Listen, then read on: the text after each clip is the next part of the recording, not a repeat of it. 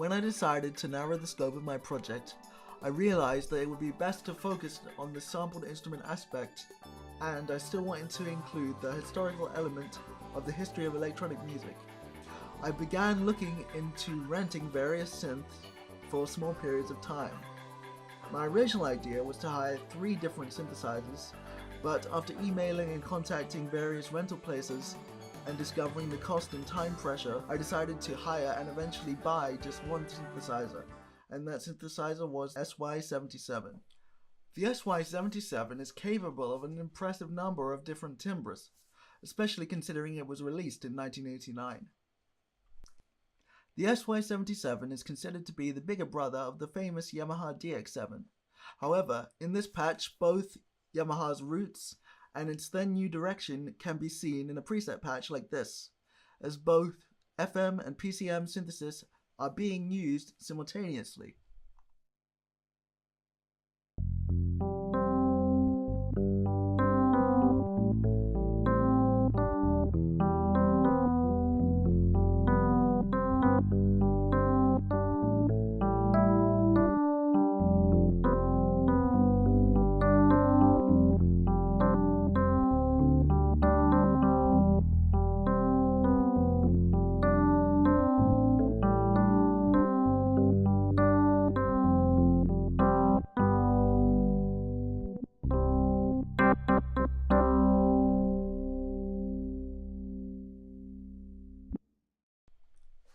Perhaps not surprisingly, the SY-77 is also capable of producing some very good analog emulations. Here is a sound reminiscent of the Oberheim synthesizers of the 70s and 80s.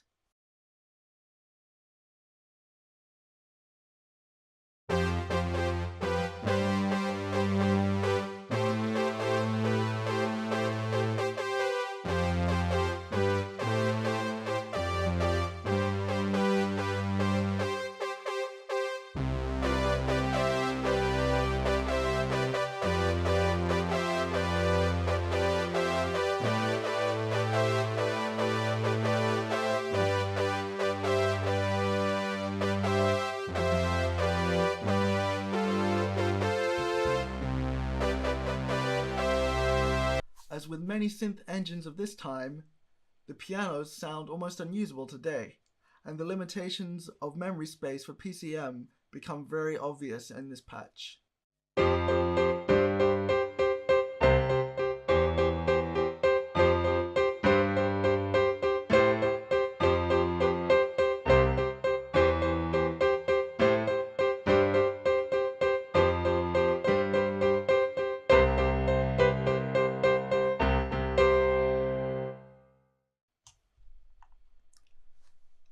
This pad sound is quite enjoyable to play and shows some of the unique aspects of the SY-77 quite well, including its multiple synth engines being played simultaneously.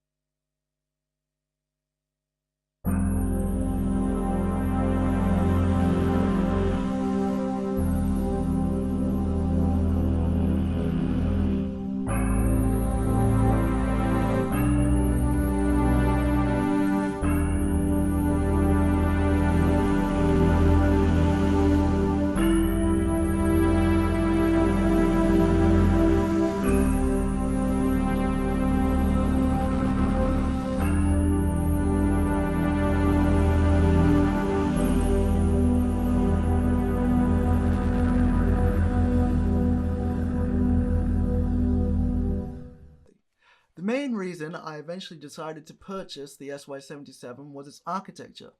The SY-77 contains an advanced frequency modulation section, that is, it is further developed and is more advanced than the one found in the DX7, and the SY-77 contains Yamaha's engine for compressing PCM data, AWM, for advanced wave memory.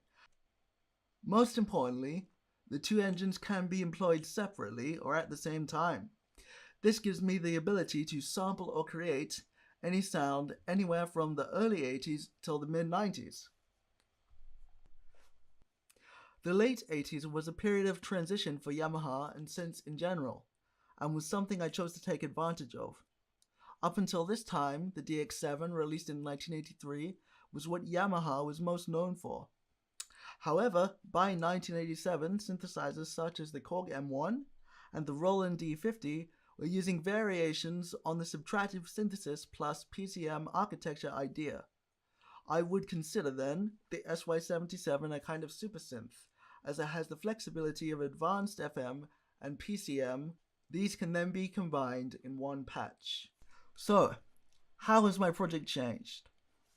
After some thought and long consideration and discussions with Bruce and the people around me, I decided to drastically reduce the scope of what was an ambitious project and focus mainly on the sampled instrument aspect and the historical aspect, using Mainstage to glue it together with a easy-to-use user interface.